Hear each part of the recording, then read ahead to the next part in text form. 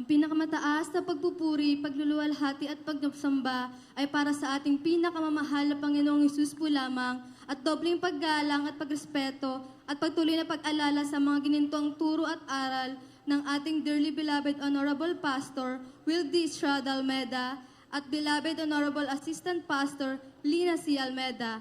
Greetings to all beloved Almeda family, sa lahat ng beloved preachers, beloved workers at beloved brethren. At ako din po ay bumabati ng happy 25th Talipaw Peace Mission Anniversary.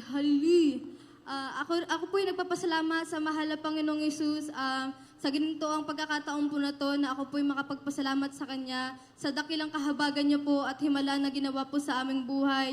Sariwain ko lamang po mga minamahal, nito lamang pong February, bago po tayo magdaos ng 50th anniversary sa dako po ng Luneta, kami pong mga volunteer ng Soul Winning Ministry ay naghayo po sa dako po ng Tondo, kung saan po doon po ang aming lugar ay marami po kaming nahayuan na mga baguhan po at meron po kaming mga baguhan na napatanggap at sila po ay nangako na sila daw po ay sasama sa dako po ng Luneta na yan na anniversary na pagdadausan po natin. Sila po ay sasama na ano po mga minamahal na magdadalo daw po sila po ay nangako. Ngunit mga minamahal, hindi po sila sa akin nangako kundi sa mahal na Panginoon. Kaya nung araw po na yan, nung pinuntahan ko po sila isa-isa para dumalo na po sa banal na gawain, nakakalungkot po mga minamahal dahil sila po ay hindi po sumama.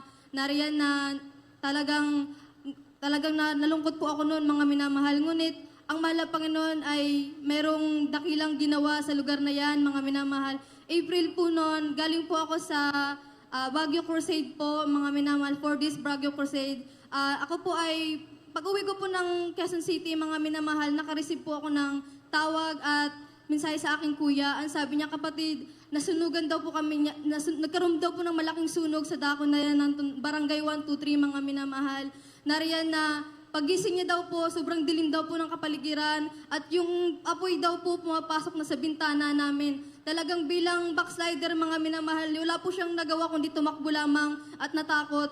At sa labas po ng bahay, inayaan niya na lang po makita yung bahay namin na natutupok ng apoy. Nariyan na yung mga bumbero po, halos 100 pong bumbero ang rumispondi sa lugar na yan. Sa sobrang laki po ng sunog, nariyan na nung binalita po yun sa akin ng aking beloved kuya, nalungkot po ako mga minamahal kasi nandun po lahat ng mga importanteng gamit ko mga minamahal.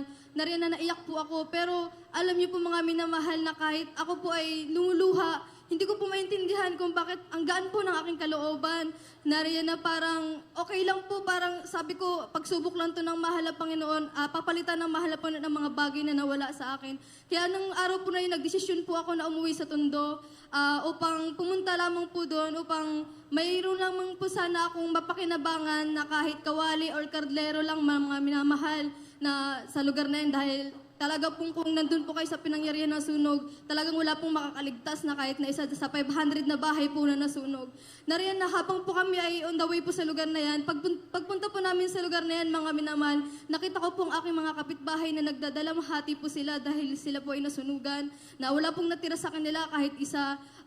Isa po sa unbeliever na nasyera namin na hindi po sumama. Sinalubong po ako, ang sabi niya, ate, yung bahay nyo, hindi po nasunog. Kaya nariyan po mga minamahal na dali-dali po talaga akong pumunta sa bahay namin na yun upang makita. Nariyan mga minamahal na pagtingin ko po talaga sa bahay na yan. First floor po kasi yan hanggang third floor ang inuupahan po namin ng aking beloved kuya. Tunay na yung second floor mga minamahal tsaka third floor, ayan po talaga ay sunog. At yung mga paligid po ng bahay namin, mga minamahal, sunog. Ngunit yung bahay po, yung inaasahan ko po mga minamahal na sabi ko, ililigtas ko lamang na isang kaldero, isang kawali. Yan po pala talaga, ipinag-ingatan ng mahal na Panginoong Hesus. Kahit isa pong gamit namin, kahit mula sa maliit hanggang sa malaking gamit, wala po talagang nasunog, mga minamahal. At isa pa pong mga minamahal, himala. Yung bahay po ng katapat namin, halos isang hakbang lang po ang layo sa amin. Ngunit isa rin po sila sa nabahagian ko ng banal na salita ng mahal na Panginoon. Ngunit sila din po ay hindi sumama. Pagdating ko po doon mga minamahal, nakita ko po ang kanilang bahay. Talagang tupok po yan ng apoy. Talagang halos maging abo na lang mga minamahal. At yung pintuan po namin mga minamahal is gawa po yan sa kahoy.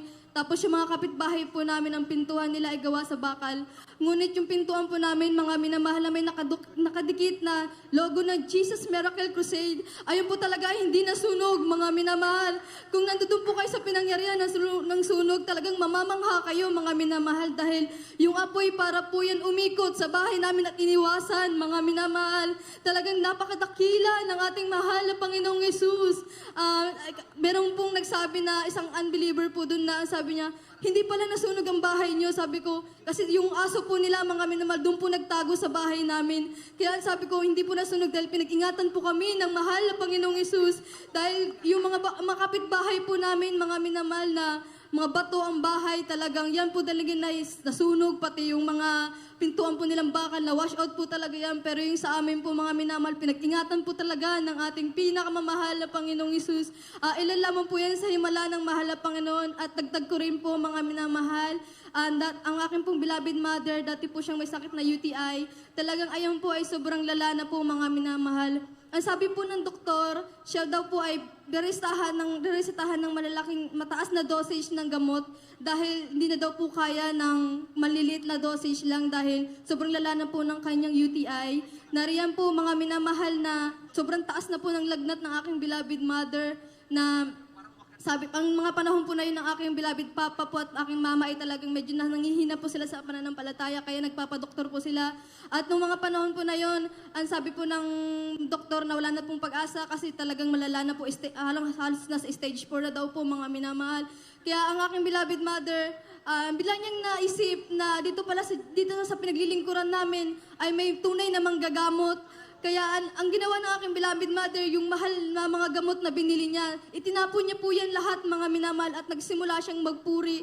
Naalala niya ang tulo ng ating mahal na pastor na sa oras ng kagipitan at karamdaman, ikaw lamang ay manampalataya at magpuri sa mahal, maghingi ng magsisi at ikaw'y pagagalingin, mga minamahal. Nakita ko po ang aking beloved mother kung paano po siyang magpuri umaga at gabi, pagtangis niya po sa mahal na Panginoong Yesus na siya po'y pagalingin. At hindi lang po, 1 linggo lamang po yun, kundi po ako nagkakamali. Pumunta po ulit siya sa doktor. Ang sabi po ng doktor sa kanya, Mami, ano pong ginamit yung gamot? Sabi po ng aking beloved mama, bakit po? Dahil cleared na po, Mami, ang iyong pantog, mga minamahal. Yung kayang UTI, mga minamahal, talagang cleared na daw po.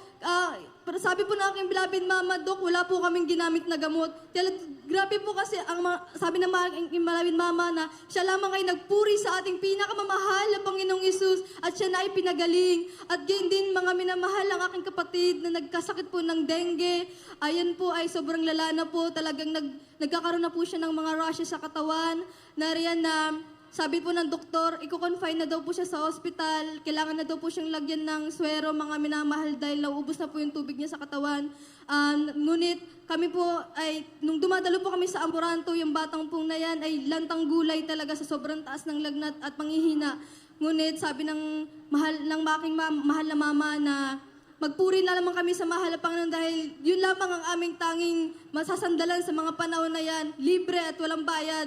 Yan ay pagagalingin. Tunay na hindi po kami binigo ng mahal na Panginoong Yesus dahil yung pong bata na yan na halos 1 linggo, 2 linggo hindi makalakad sa sobrang taas ng lagnat at rashes. Yung po'y pinagaling instant ng ating pinakamamahal na Panginoong Yesus. Kaya sino pong hindi maglilingkod sa mahal na Panginoong Yesus? Sa gawain po na ito, napakarami po naming himalang naranasan.